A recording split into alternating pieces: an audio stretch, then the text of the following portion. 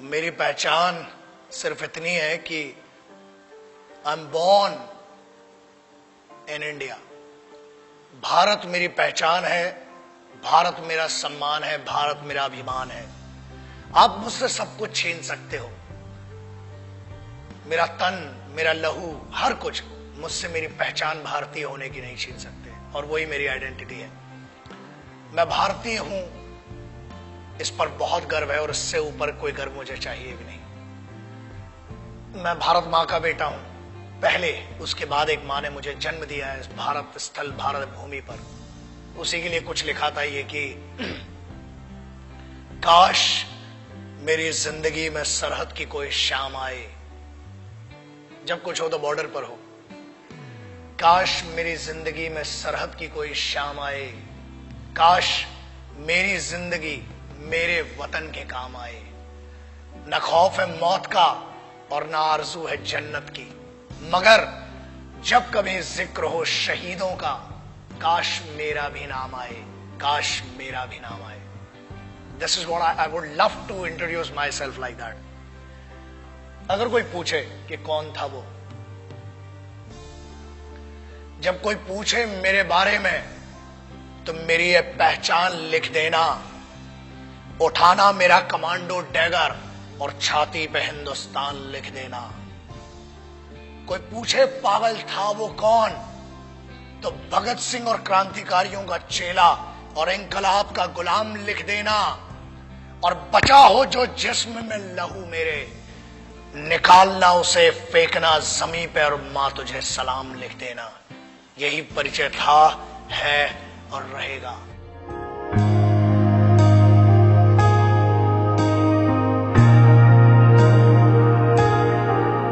आजकल बहुत एक मुद्दा चल रहा है, देशभक्ति।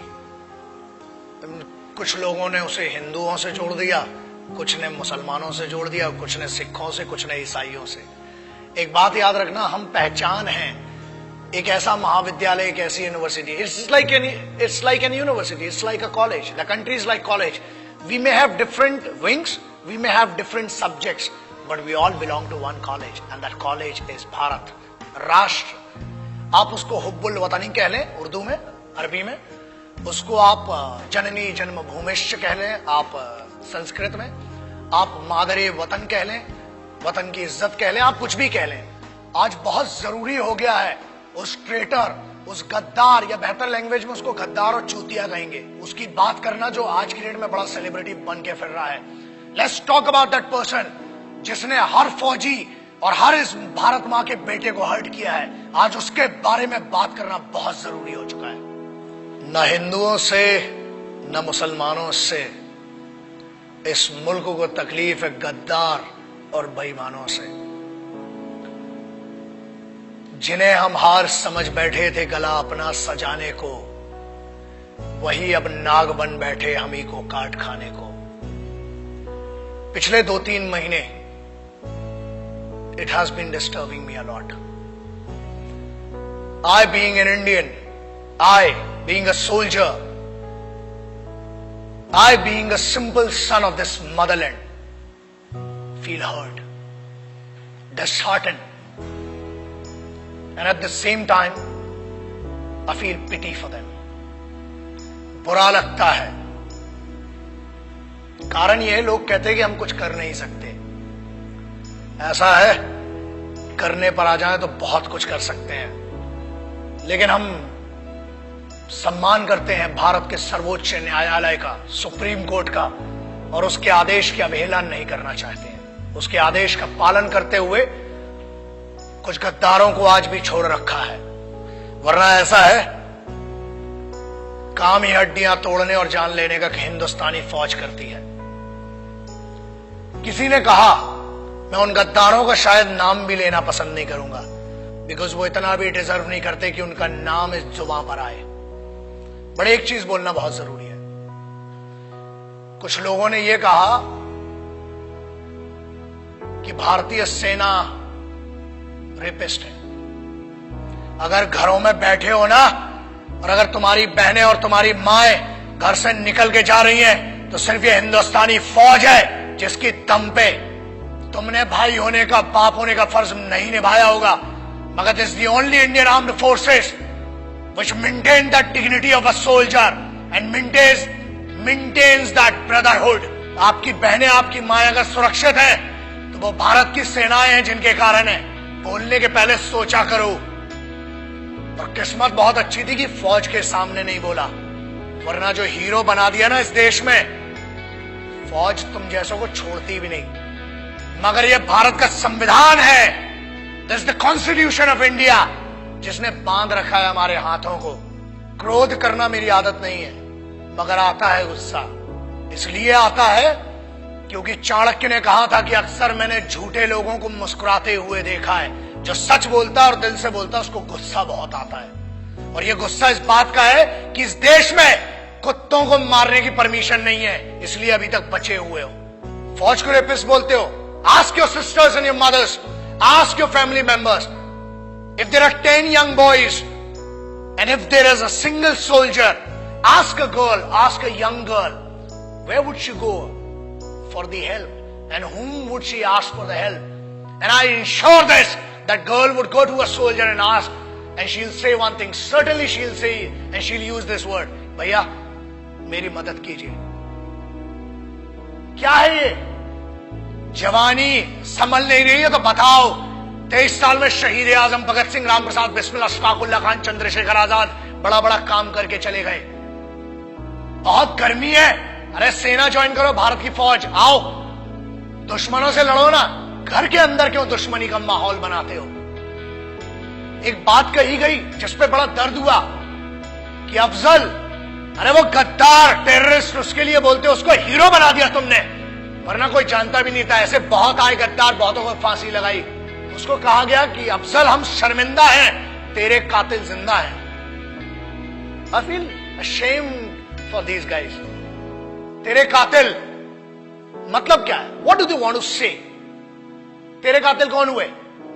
भारत का संविधान, सर्वोच्च न्यायालय ने उसको फांसी सुनाई है।